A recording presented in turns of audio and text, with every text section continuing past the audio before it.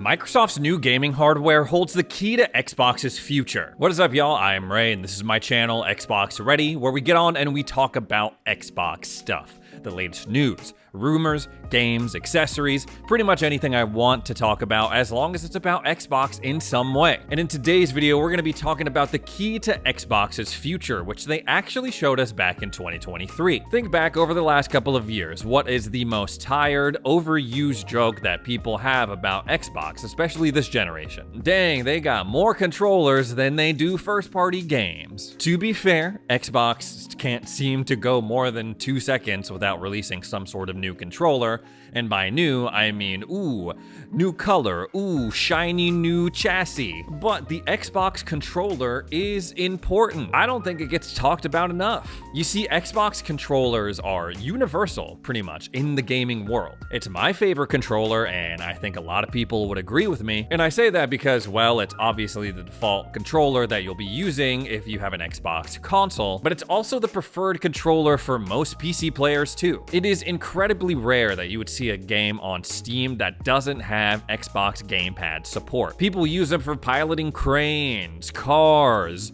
submersibles. Probably should talk about that last one. It's just something about the asymmetrical sticks and how the handles put your hands at the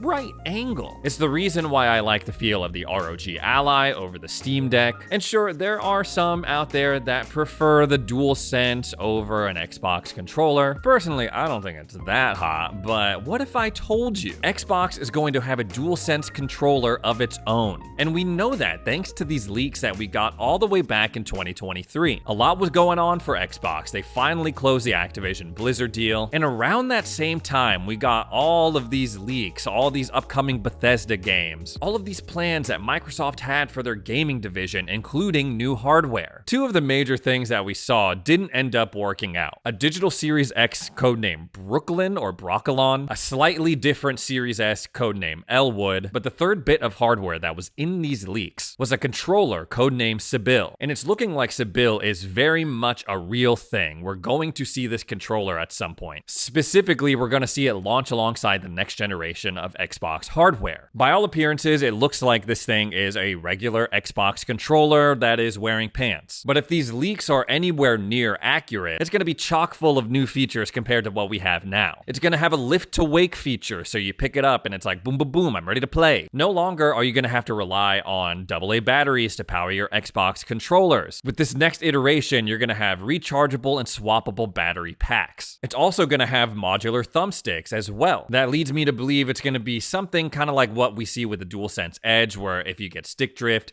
you can pop that thumbstick out, put in a new one, keep using the controller. The emphasis apparently for this controller, they want to give us more options when it comes to repairability. It's also going to be able to connect directly to the cloud, like the Google Stadia controller, rest in peace. And finally, it's going to have VCA haptics that double as speakers, which brings me to the whole reason why I'm making this video, because they actually filed a new patent for this controller that gives us more information about why, first of all, this controller looks like it's wearing pants, and what sort of features that we can expect specifically from those haptics. Tech for Gamers spotted this patent that was filed this month, and in that patent, it seems that underneath those grips, underneath those pants, they house new haptic motors that can direct high-definition impulses. The patent describes how the new motors are spread throughout the device and should actuate consistently irrespective of how the player moves the housing of the controller. They also describe how the pulses and vibrations can be tuned to mimic a wide variety of sounds and motions,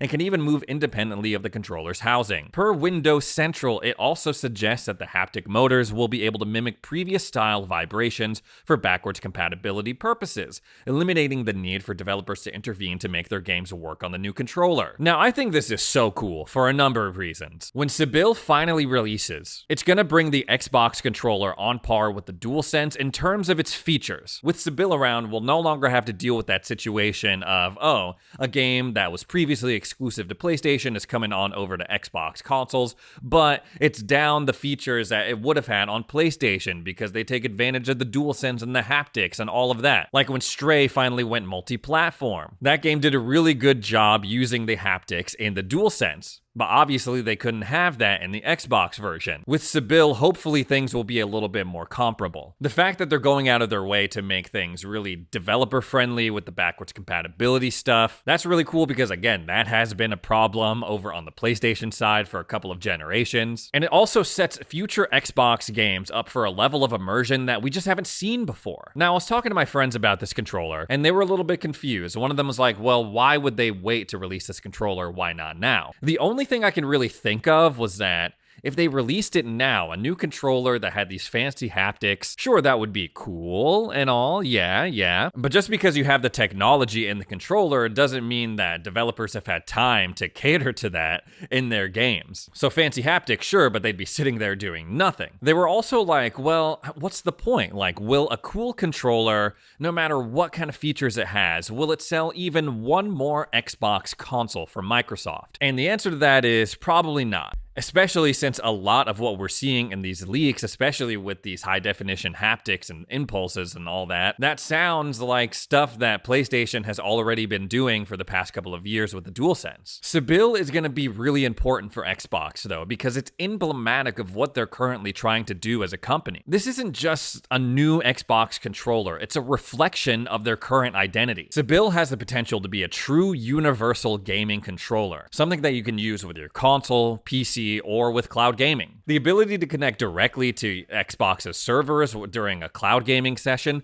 that's huge because in all of my experience with cloud gaming, the controller latency is a consistent issue. The way things are going right now, the Xbox controller is going to be around for way longer. It's going to outlive any console or hardware that Xbox puts out. We're already living in a world where all you need is a controller and a phone, an iPad, a laptop, plus a controller to play Xbox games. We got the whole, all you need is this controller and this Amazon Fire Stick to have an Xbox. When we're looking at these patents, and when we're looking at Sibyl specifically, we're potentially looking at like the new face of Xbox. Considering this whole thing they have going on right now with the everything's on Xbox and we don't really care about Xbox hardware sales anymore. All of this is really exciting, seeing these patents and seeing what Xbox wants to do with their next generation controller. Only problem is that the next generation is still a couple of years out. It's looking more and more like we won't see new Xbox hardware, true next-gen hardware from them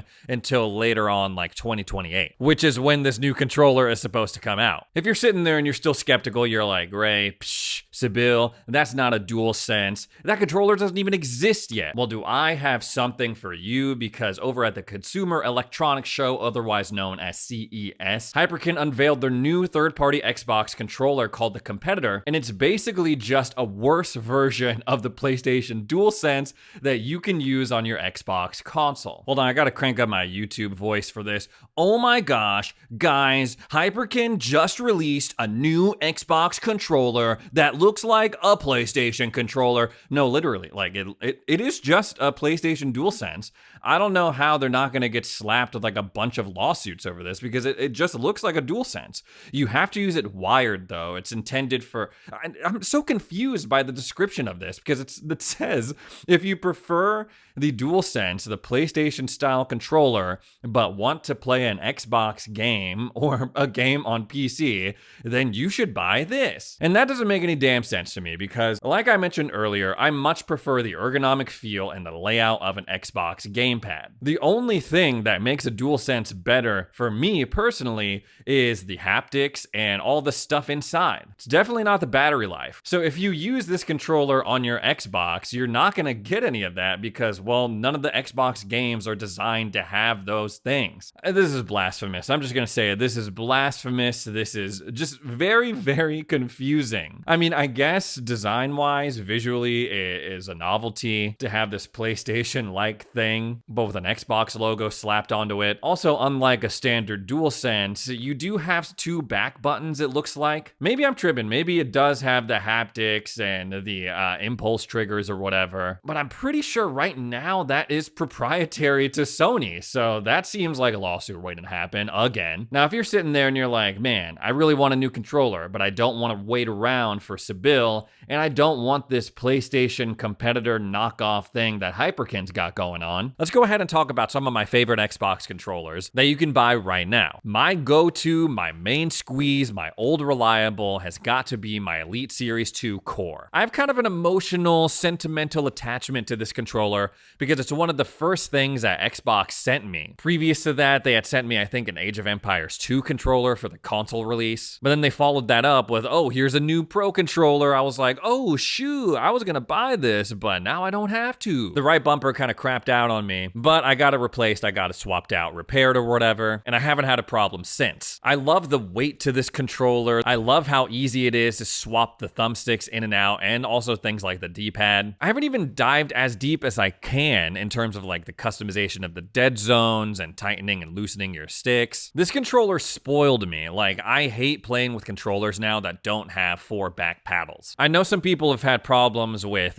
build quality with their Elite Series 2, but I personally haven't. This has been my workhorse. It's got a lot of mileage and it's still in really great shape. When I'm not using this controller, I'm using the Power A with Lumextra wired controller. In terms of the feel of this controller, it's not as solid as something like an Elite Series 2, but it's also way cheaper. It's like $35 the last time I checked, versus like a couple of $100 for the Elite Series 2 Core, plus all of the attachments in the charging case. This is a great controller, and I love playing with the lights inside. Again, super customizable, and it also has 2 back paddles. 8BitDo also has a really good wired controller as well, the Ultimate Wired Xbox controller. I use that a lot until I dropped it accidentally and just completely messed it up. 8BitDo, their Xbox controllers, all of them are really, really solid, and they have a couple with Hall effect sensor sticks that are pretty cheap, like this Pro 2 wired controller here, and the Ultimate C wired controller. The 8BitDo Pro 2 wired controller is